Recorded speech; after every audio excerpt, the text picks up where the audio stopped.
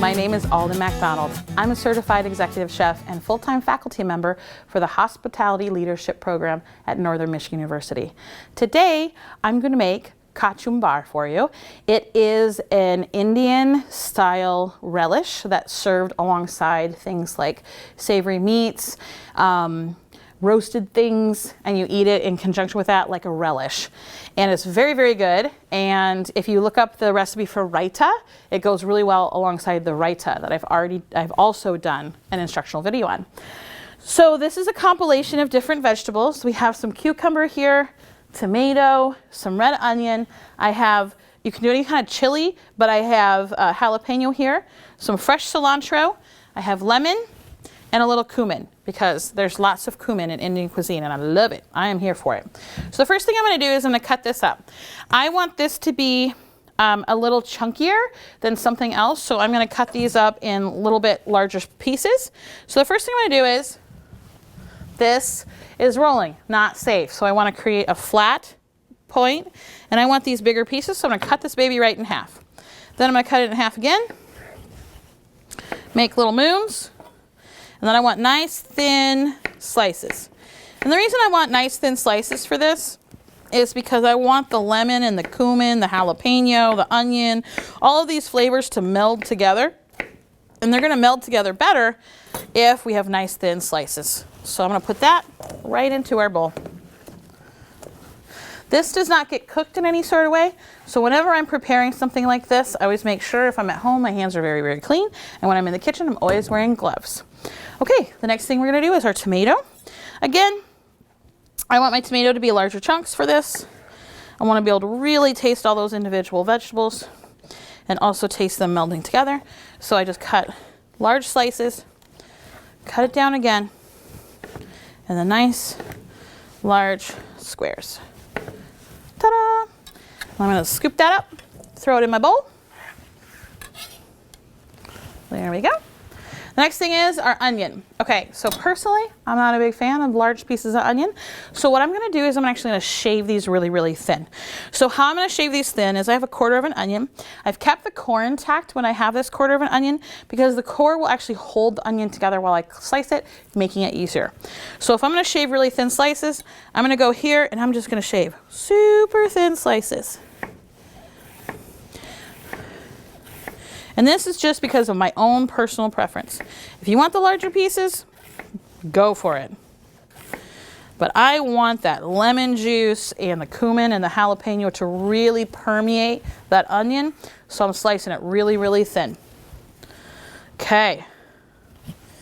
The onion goes in there. I'm going to save this for later. Next thing, I've got some jalapeno. Earlier, I made a recipe with jalapeno in it in the day. And I want to use every bit of my vegetables. So I just went ahead and cut it up ahead of time. And so that's what this is. It's half of a very big jalapeno. I always use gloves whenever I'm processing my jalapenos because the things that make jalapenos spicy, they're called capsaicins, will actually get in your skin. And even if you're washing your hands after you're done cooking, which you should do, it will still be in your skin, embedded in your fingerprints actually, like the grooves in your skin. And if you're like rubbing your face or something later, it could cause you a lot of pain. So this is already cut up. I'm just going to throw that in there. I like spicy food, so a little bit more for me. If you don't like spicy food as much, put less. That's simple. Then here I've got cilantro, and I just want to give this a rough chop. I've already picked through my cilantro, and I'm very picky about that, pun intended, because you don't want any sort of brown or yellowing or wilting fresh herb, because it will rot a lot faster and will ruin your dish a lot faster than if you just have nice fresh herbs. So I'm just giving this a rough chop. Again, be very careful about your fingers. Make sure you tuck them back. Make sure your thumb's back there. And I want this to be really like present in the dish, so I'm just giving it one quick chop. Last couple touches to this very quick, delicious dish is I want some acidity. So I'm going to take my lemon. Half a lemon should be plenty for this amount of vegetable. And I'm using a fancy juicer, but you could use your hands. That works just fine. There's about 2 to 3 tablespoons of lemon juice per half of lemon when it's a large lemon like that. Then I've got cumin. I'm going to put that in there.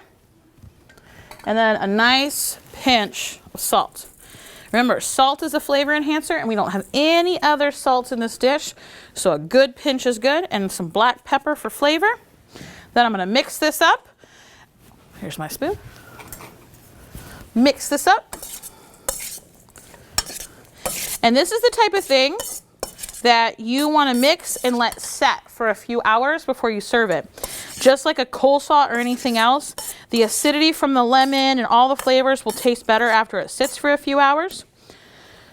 For today and demonstration purposes, I'm going to do that. I'll check the salinity for this. I'll test it when it's sat for a few hours, but I want to show you alongside is we made raita, another recipe, as I mentioned at the beginning of the video. And this goes brilliantly right next to that raita. And you could serve this, say do like a roasted chicken or some pork or any of that kind of stuff, or grilled chicken, and then serve these on the table next to each other. And then you would eat the raita and the kachumbar next to it, and they will both add different, like a creaminess to it, but then a brightness to it next to it. And that is your garnishes for your beautiful winter roasted dishes.